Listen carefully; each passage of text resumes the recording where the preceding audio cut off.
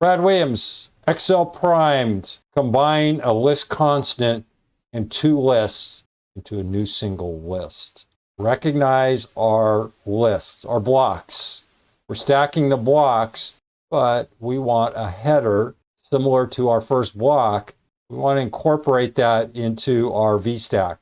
We could just copy paste this over into this new output, but we incorporated the entire format under one umbrella.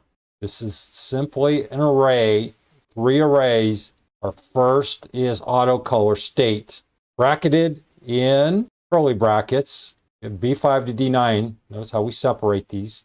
We grab this other data in the third array. We have array 1, we have array 2, and we have array 3. But here, our narrative, this is just practicing, incorporating. Critical thing here is your typing abilities. Critical that you incorporate this proper format. Otherwise, you're going to throw an error. Change it up if you want. Hit F9. Data is going to stay the same. Your headings are going to stay constant. The plus is this is a one-shot deal. The bad thing, it is a one-shot deal. If you need to change this, you're going to have to go in there and manually update this stuff. If you have thousands of worksheets, you can see how cumbersome this could be. Personally, I would just go equals auto color state and then start my VStack below.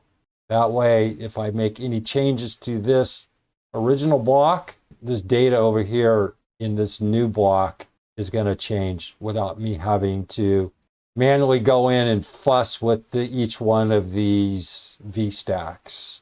Everyone has a different route to a different location. This is my particular route. That's the way I would do it.